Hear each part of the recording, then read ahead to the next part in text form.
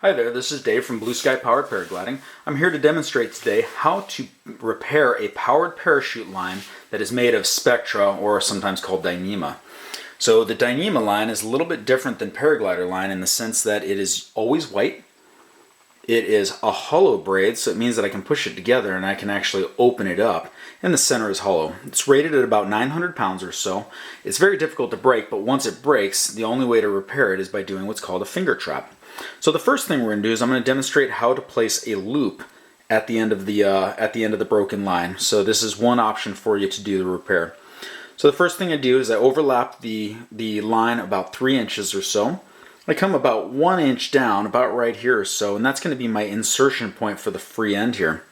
So what I do is I take a pair of sharp tweezers. It could be anything. You could even use a pen to open this up.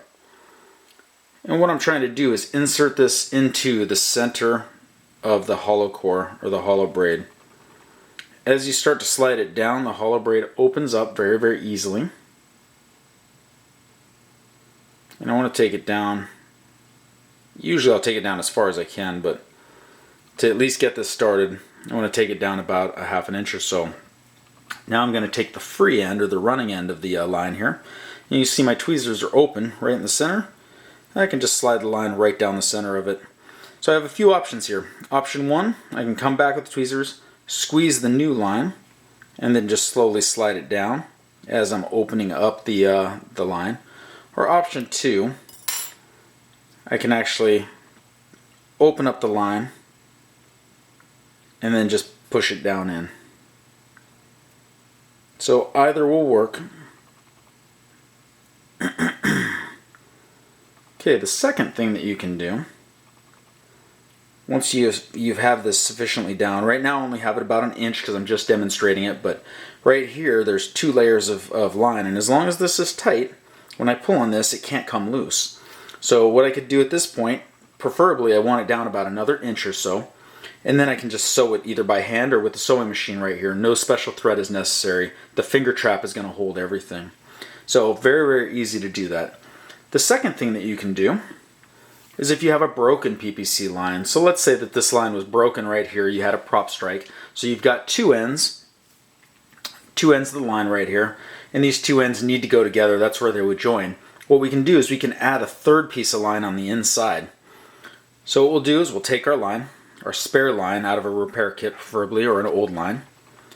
We're going to take a section that's about 6 inches or so long, so about right there.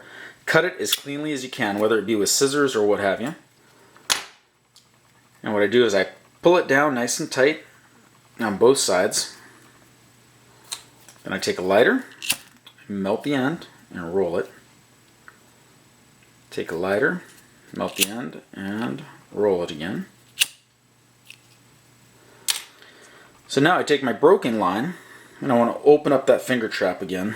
So if you need to, just cut off just the end. You're going to have a few frayed lines here. And once again, for me, I like to use these tweezers here. I'll just open it up all the way down the end, but as I said before, you could use a pencil or a pen or anything that just has a sharp tip on it.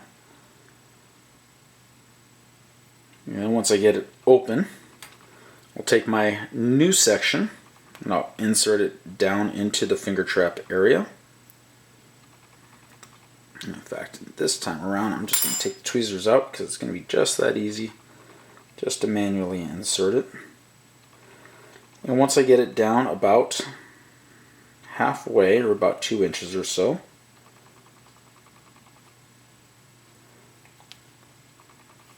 then I will pull the line tight, and then all I need to do at that point is sew. So you can see right here, it's inside the finger trap area again. This one's a little bit more delicate than the loop, so you don't want to pull on it yet until after you've sewn it in place. So once I've got it down to there, sew, and then take the other line, and then here's where it gets crucial. I've got the other end of the line. I want to open this end up again.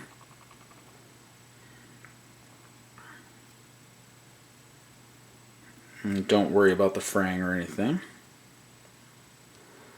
You'll see why in a few minutes. Alright, so once I open up this end, here's where it gets tricky. So I'm going to insert my newly repaired line into this side. And once I've done so, before I can sew this second side down, I have to use the good line on the opposite side of your powered parachute to measure the proper length. So you want to get it as close as possible, right there, pull it tight. You want to try to get that as deep as possible, but you can see right here how the line, let's get underneath the camera, you can see how the line has now been repaired. I would sew here, I would sew here, and then at that point, providing that you made it the correct length, you would be finished with the repair. You want to get as much of the replacement line down into this sucker as possible. So if you can get 2 inches in there, bonus. If you can only get 1 inch, you want to try for 2. But anyhow, so once that's repaired, you can take super glue and put a drop of super glue right on the end of the frayed area, and that will prevent that from further fraying. You could also just leave it alone, so it will unfray over time, but for the most part you don't have to worry about it. What I like to do is I'll take heat shrink material and put it up over the entire repair. Unfortunately, you can see it, and everybody will be able to see that you've repaired into that spot. But the nice thing is during your pre-flight, you can always look at the repaired area to make sure that it's not that it hasn't gotten any further damage. So, anyway, once again, if you have any questions, feel free to call 530-308-3523. This is Dave at Blue Sky PPG. You can get a hold of me also via email at dave@bluesky